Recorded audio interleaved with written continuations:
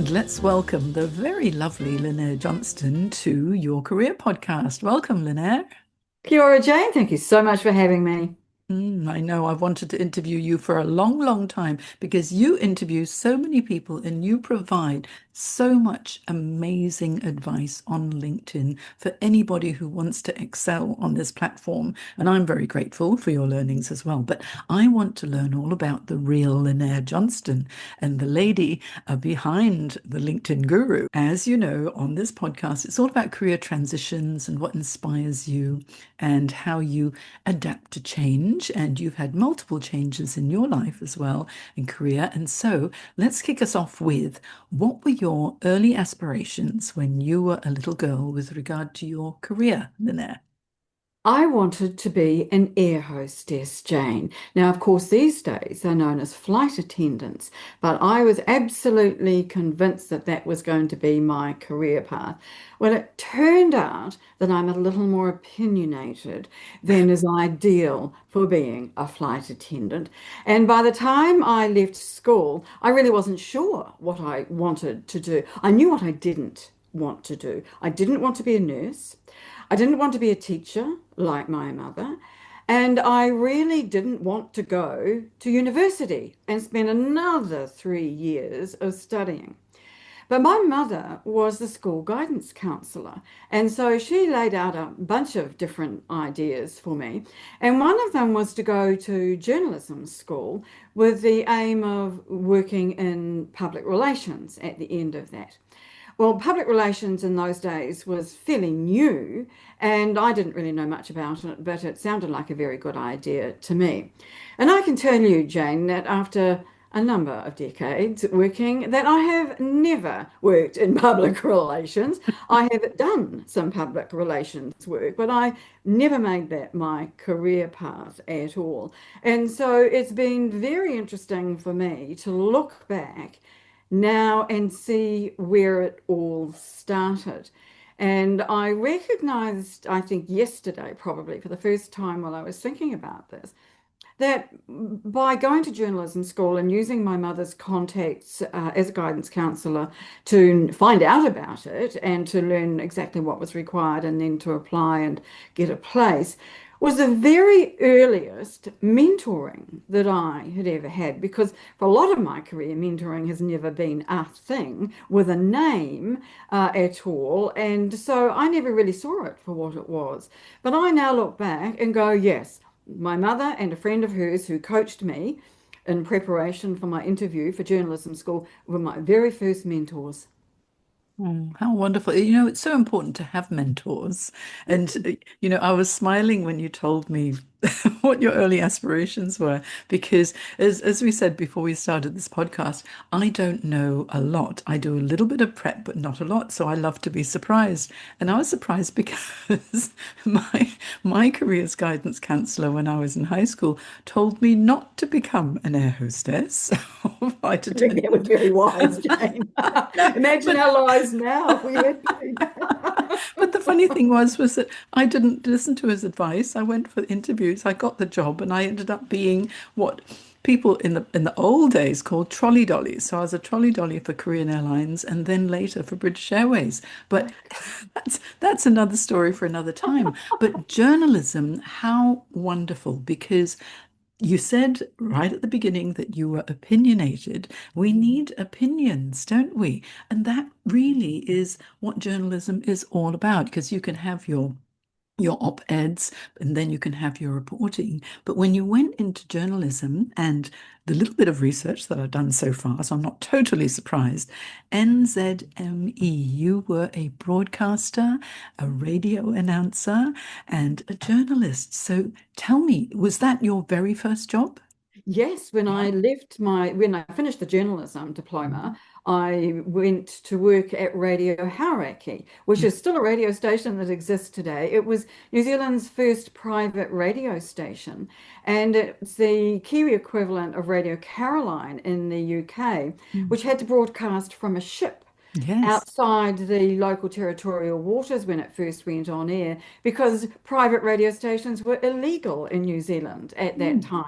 But when I joined, or by the time I joined Radio Hierarchy, it was on land and had been on land for a few years. So it was sort of outside the establishment, Radio New Zealand being the establishment, and the New Zealand Broadcasting Authority, but it was still very much a maverick. And being a bit of a maverick and a black sheep myself, that suited me perfectly. So I started there as a cadet reporter in the newsroom. In those days, radio stations had their own newsrooms and good levels of staffing. But I was one of only two women.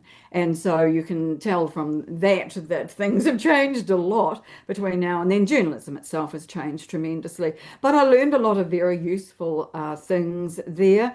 I learned, for example, that you shouldn't wear a skirt on a day that you have to interview the captain of a frigate because frigate access is via ladders.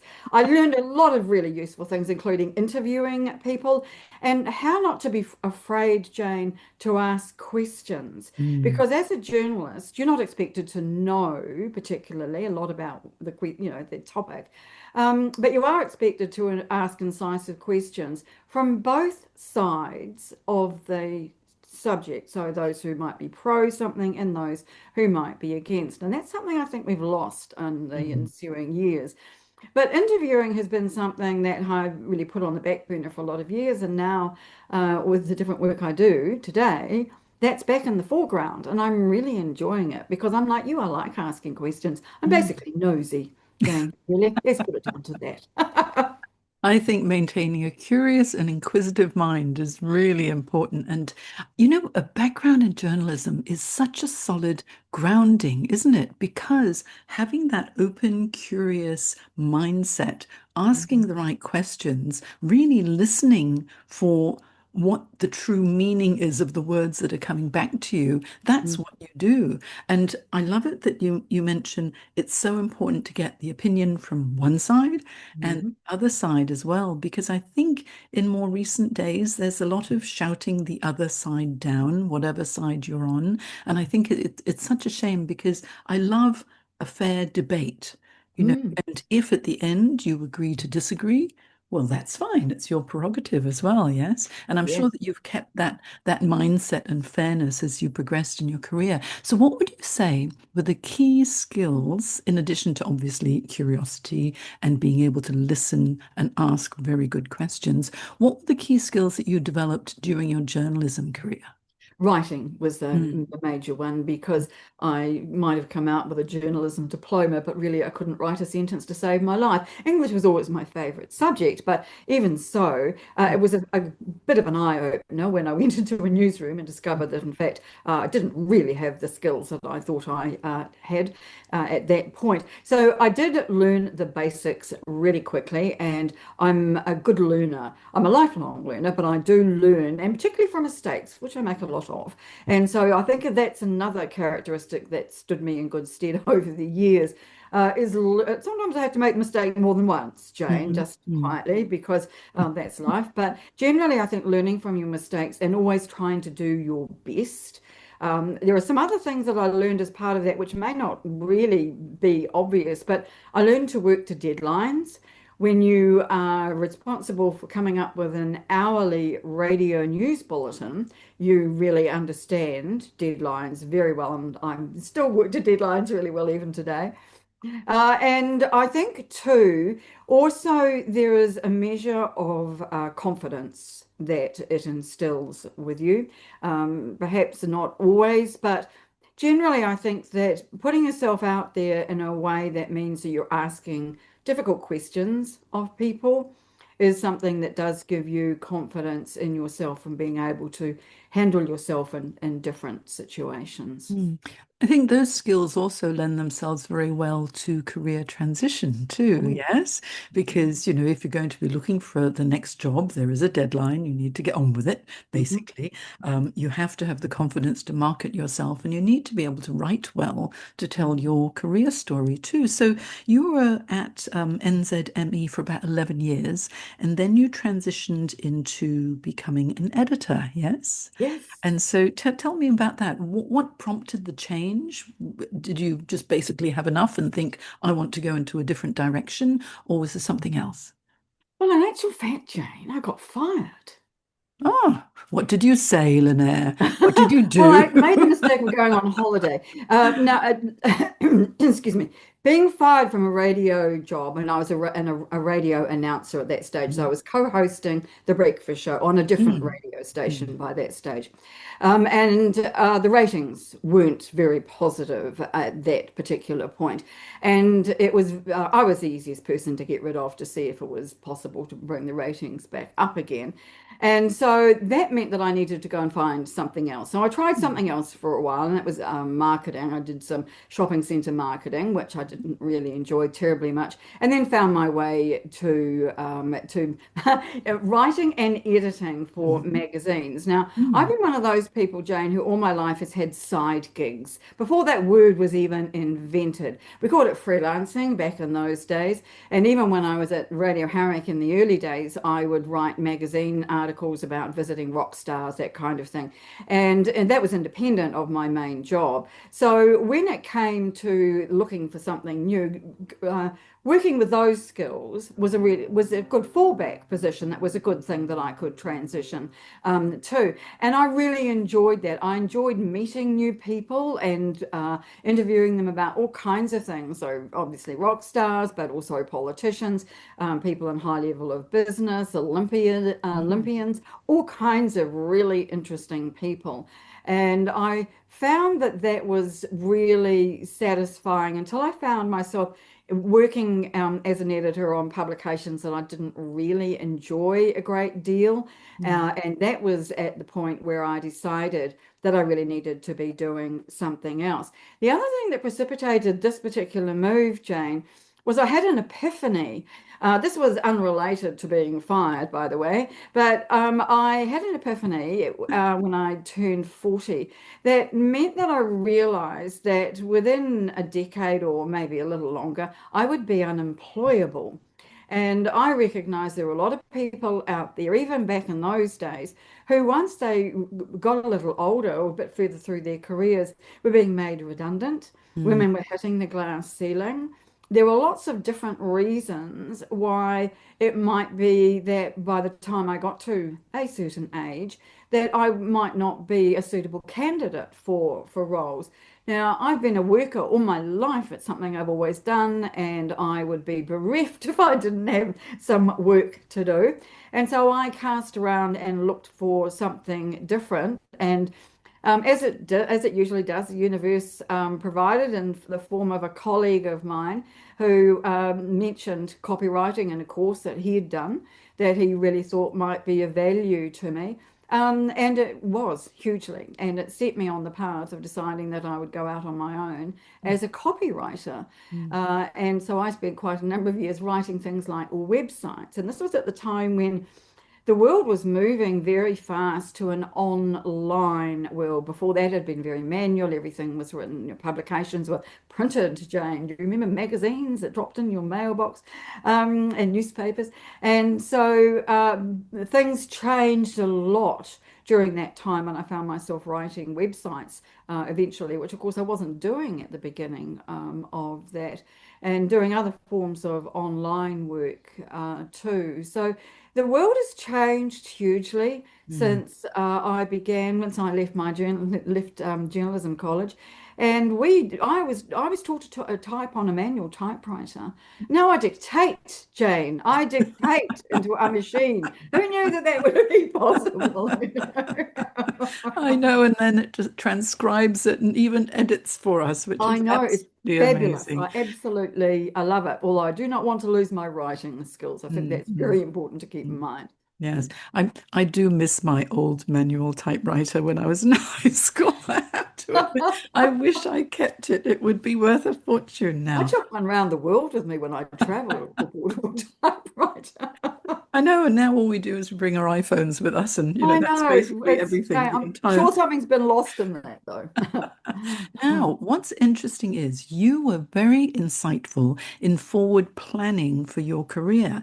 So Mm. thinking like round about 40, and there's been a lot in the papers recently about 40 and 50-year-olds being thrown on the scrap heap. Employers don't want to look at them, and it's causing a lot of concern as well. But early on, you already planned for that and thought, okay, what can I do? Rather than putting my hand up saying, oh, pick me for a job, you decided to freelance and start your own business. And so, with copywriting, obviously, you had a very successful and long career copywriting. What I'm interested in is because now you are the LinkedIn lady, link ability, yes.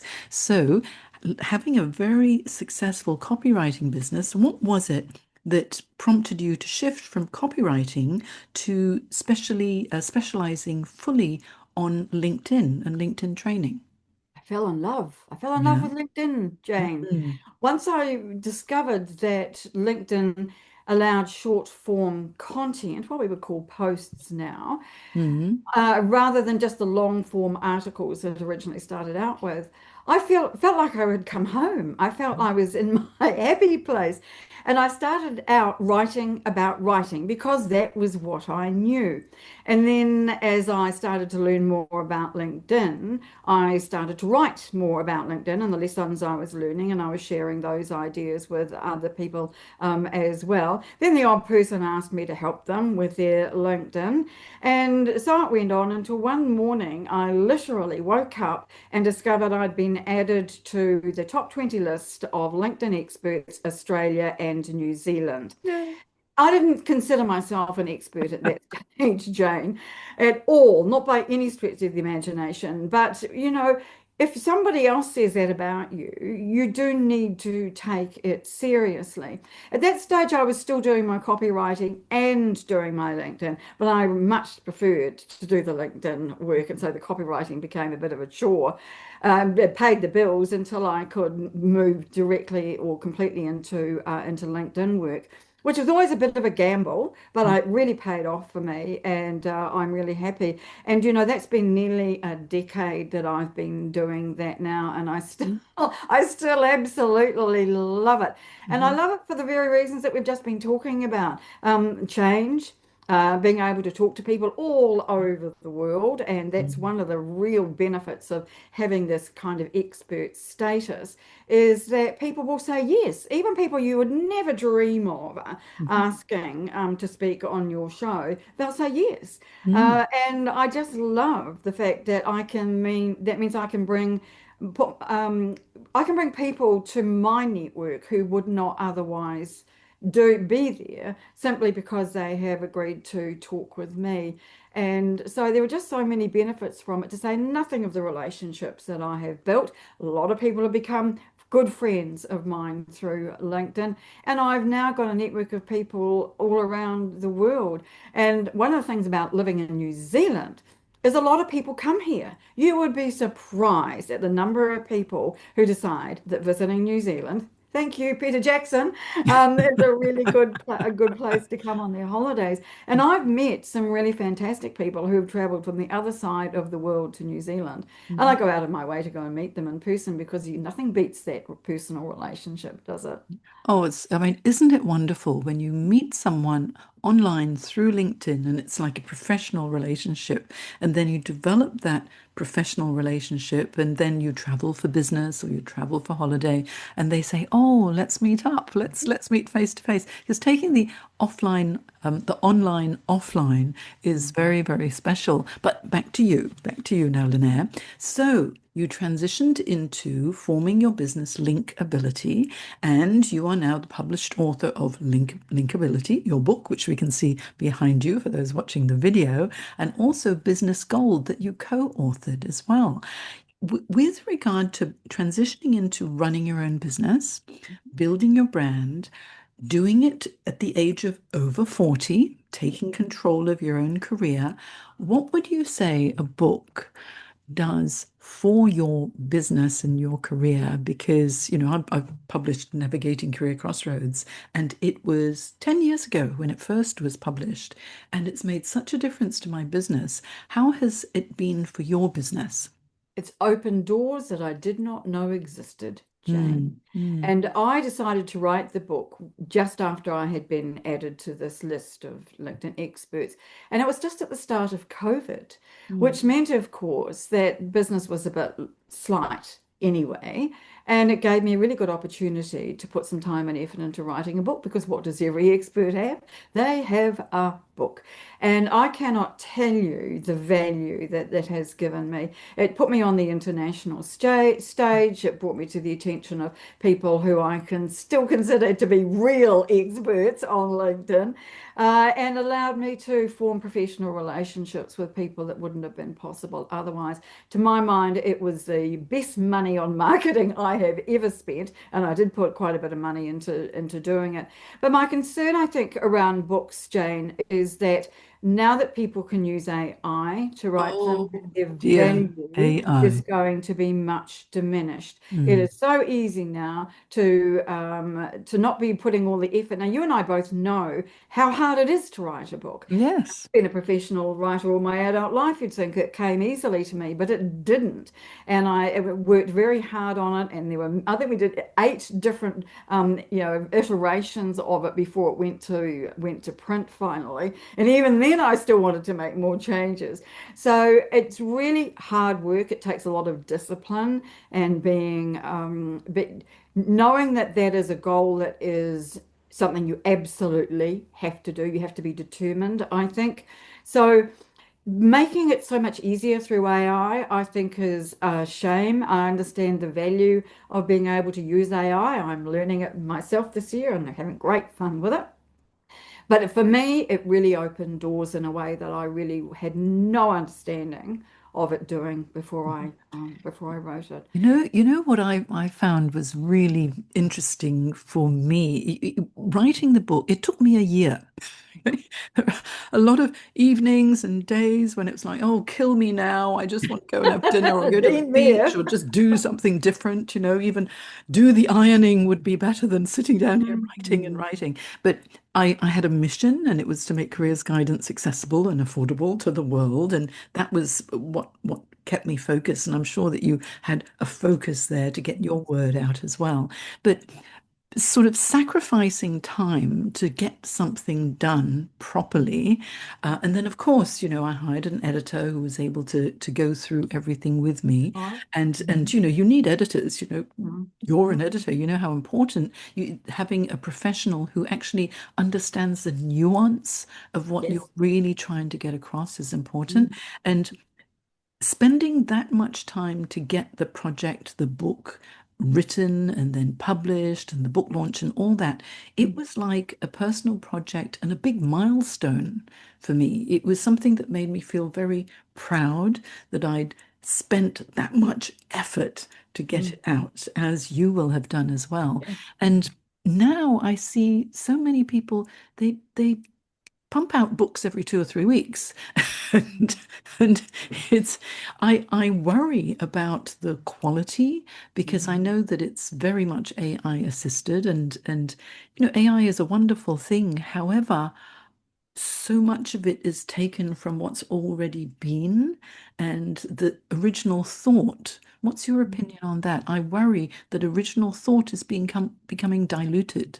I agree. And I also think that it is training people not to think critically. And you and I both put our knowledge and expertise into our books. But a lot of people don't necessarily have the knowledge or the expertise, so they're relying on AI to fill in those gaps. So then, how can you claim it to be your own work? Hmm. Which it's not anymore, is it, if you are using AI? In fact, you don't know whose work it is Hmm. because AI has been trained on books like yours and mine. with no credit, I might just add, but also a lot of other material too. So it's a mishmash of all kinds of things. Mm. And I'm a glass half full person, Jane. So I always like to see opportunities where other people just see challenges or obstacles.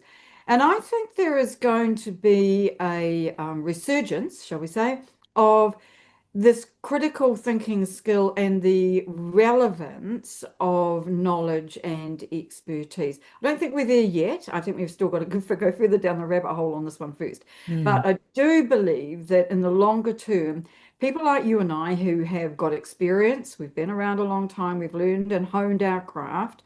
We have experience and expertise and knowledge that you couldn't get if you were starting out today by virtue of the fact we have been doing this for years, dare I say it, decades in my case. And so I think that there will come a time where we will be valued again for that. But at the moment, I think we have to focus on remaining relevant in the sea of AI slop, as a new Mm. term I learned only the other day.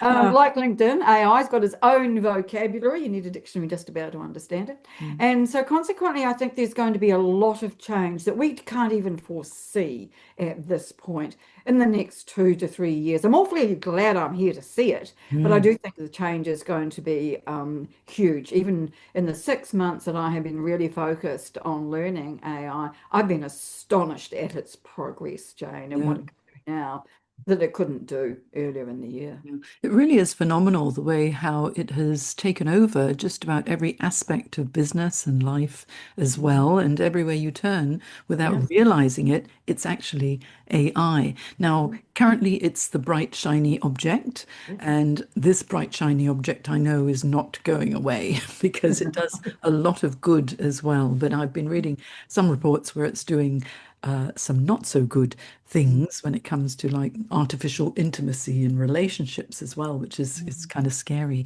But this is a whole topic that we could spend another hour on. Let's go back to LinkedIn. Now, Yes. linkability, Lynnaire. So you fell in love with LinkedIn. You know it's just the most amazing platform. There are over 1 billion members. We have a global reach as a result of it. I love LinkedIn, as you know, Yes. and it really is the perfect place for job seekers and businesses to be in order to build their brand to attract business or attract opportunities. And so with Linkability, you provide a lot of training. So what's the premise of your business? What is it that you offer and what do you hope to achieve?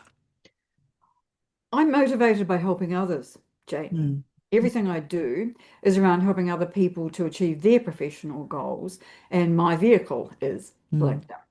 And so, on the back of the book, which is called Linkability, I decided that I wanted to set up a members community because there's only me, and I can only help people one to one for so many hours a day.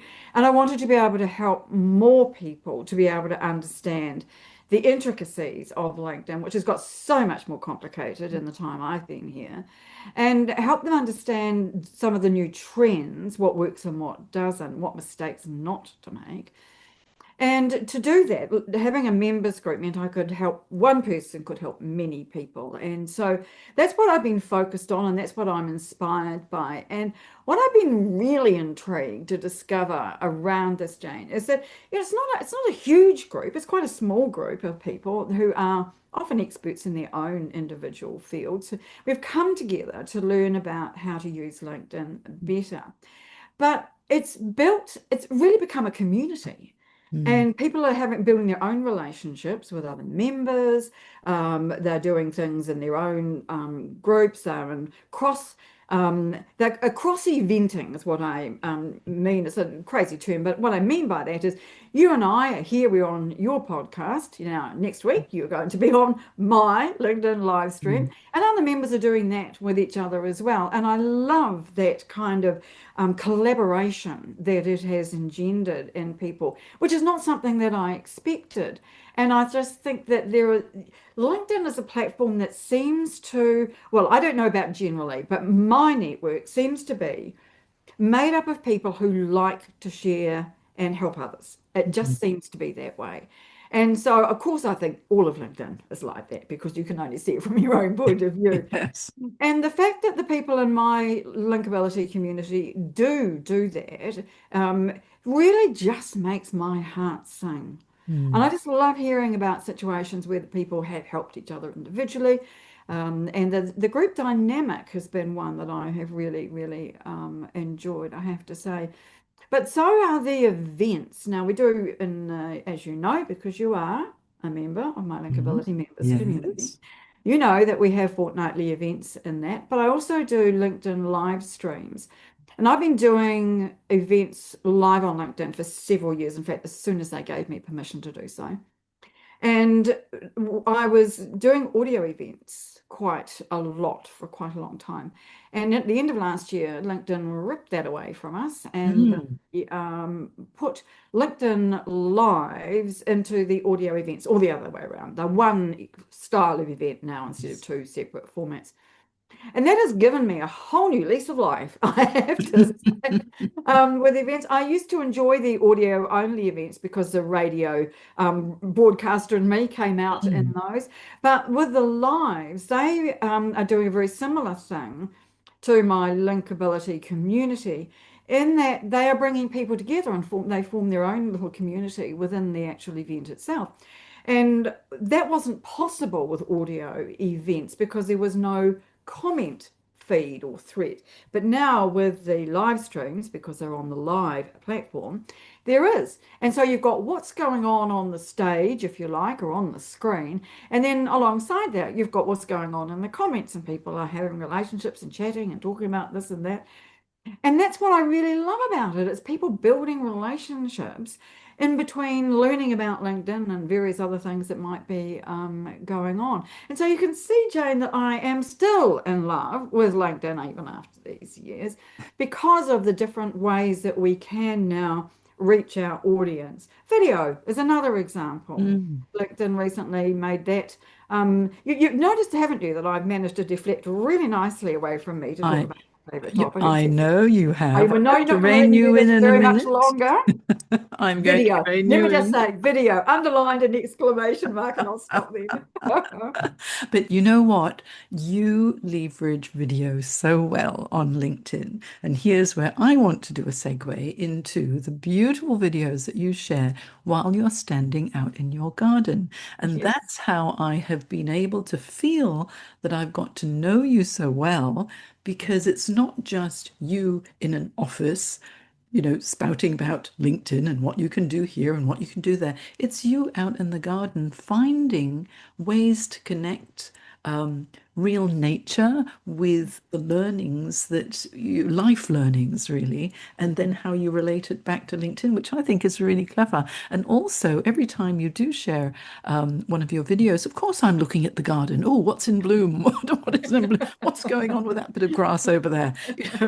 And what it does is it makes someone in a different country, it brings them into your living room or your own office space or home office. And I think that's the beauty of LinkedIn, is that it enables you to get to know each other Yes. in a way, and not just you consuming someone else's content, but also being able to interact with them. And so back to the LinkedIn Lives and the LinkedIn audio, I love the way that it's melded like podcasting, and obviously I'm a podcaster, podcasting with talkback radio, which I also enjoy listening to, because with a podcast, it kind of goes one way. People are just listening, and if they want to interact with you, they have to email you or message you or call you. But then on a LinkedIn live audio event, they can contribute right away, and you can bring people up on the stage, you can give them the kudos and be able to share their expertise as well, which is wonderful.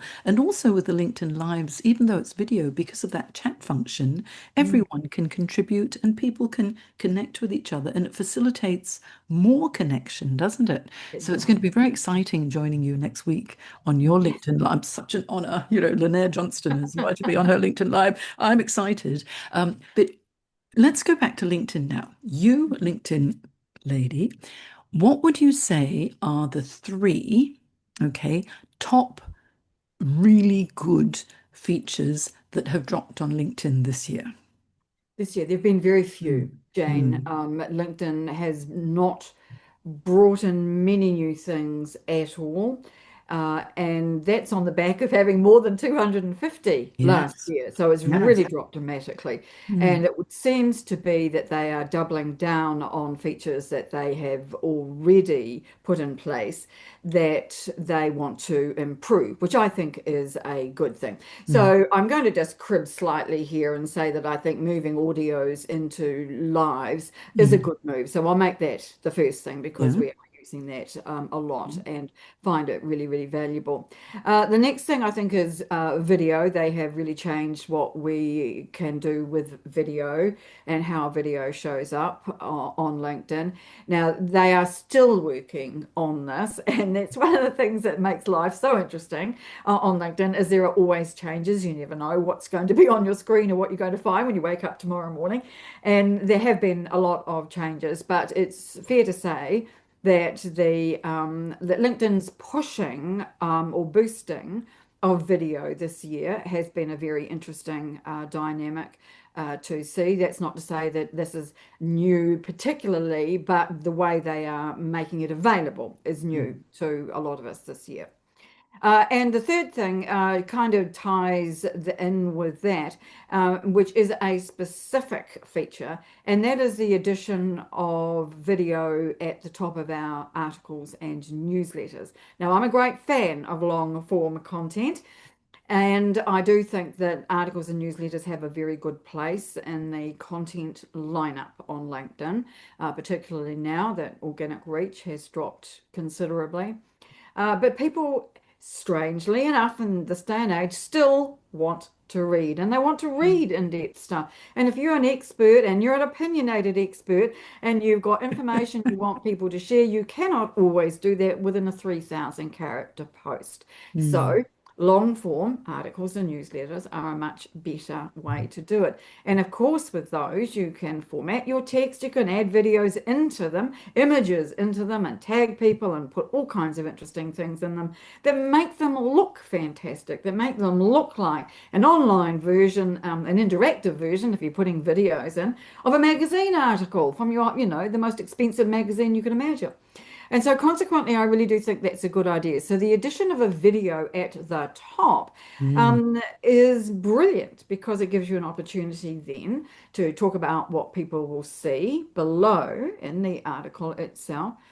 Whereas some people might look at an image and go, oh no, I don't think I'll bother with that and move on. Whereas video has that scroll stopping power and I think if you put on top of that a caption or a title, then people will go, oh, I think I better have a look at this. This looks interesting. And will actually stop and look at it, which means then it's a bit like a headline. It's done its job. It's got you to stop and have a look. And people will go on and read your article and your newsletter. If it's a newsletter, you want them to subscribe, which then allows them to see everything that you put out on the newsletter banner. So I really do think that that's a good one. It's a very minor one in most people's book, but I do think that that's going to have an impact and certainly a big improvement on our articles and newsletters. Much better to have a video than a static image at the top, I think. Oh, I absolutely agree. I tested it out a couple of weeks ago when it came out, and I thought this is actually quite clever because some people like to consume content as video, others like to just read a short post, others like long form content and really get into the meatiness, and this combines both. Yeah. So, or combines all of it actually, when you have it as an article or as a newsletter, and it just makes it so much more dynamic Yeah. as well, adding that video there. I'm one who tends to watch videos on mute, and so Mm. the captions are very important. Oh, me But too. I'd rather read, I love reading the newspaper. I'd still like to get a newspaper and open the pages. Mm. Okay. Newsprint all over your hands. Yes, I Yeah, remember. yes, that's right. But having that LinkedIn newsletter option is so powerful. There are so many things that we can find out from you, Lynnaire, that I think we need to have a podcast episode that just focuses on LinkedIn itself. But it has been so fascinating finding out about you and your garden and your journalism career. It actually sounds like you were born to do this.